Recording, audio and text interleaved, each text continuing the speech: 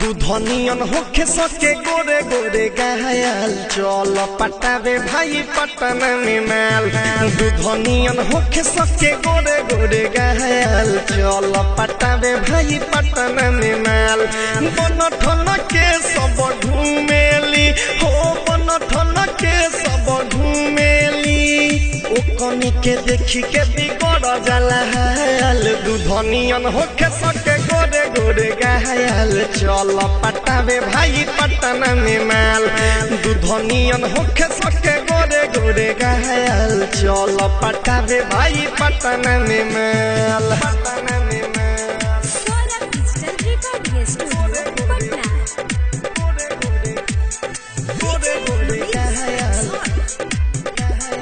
चल पटावे भाई पटन में। हाँ देखबे तो देखते रह जाइबे उठावा के उठलाली रे मन करी बसिया रोटी साथे बोर के अभी खाली रे बोर के अभी खाली रे चल पटावे भाई पटन रे रे देखबे तो देखते रह जाइबे उठावा के उठलाली रे मन करी बसिया रोटी साथे बोर के अभी खाली रे बोर के अभी खाली रे मुँह बांधी घूमेली सब धनी से लायल चल पटावे भाई पटन में माल। दूधनियन होला सके गोरे गोरे गायल चल पटावे भाई पटन में माल।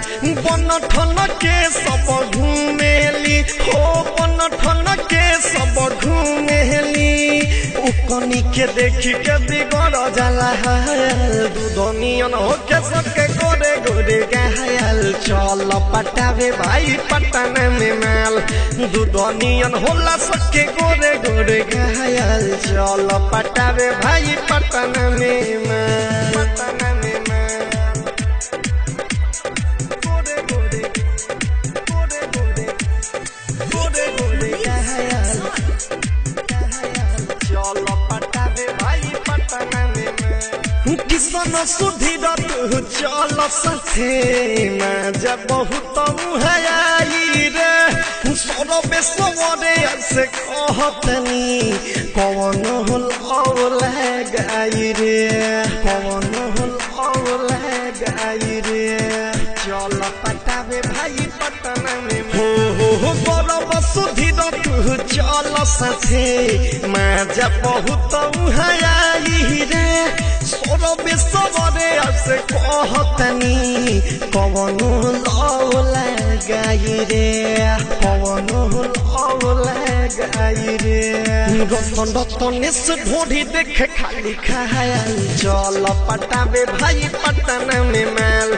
दूधनियन होके सके गोरे गोरे गायल चल पटावे भाई पटन में माल।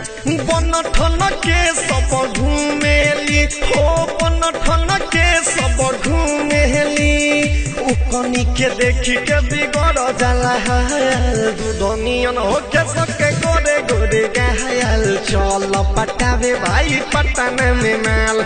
दूधनियन होला सके गोरे गोरे गायल चल पटावे भाई पटन में माल।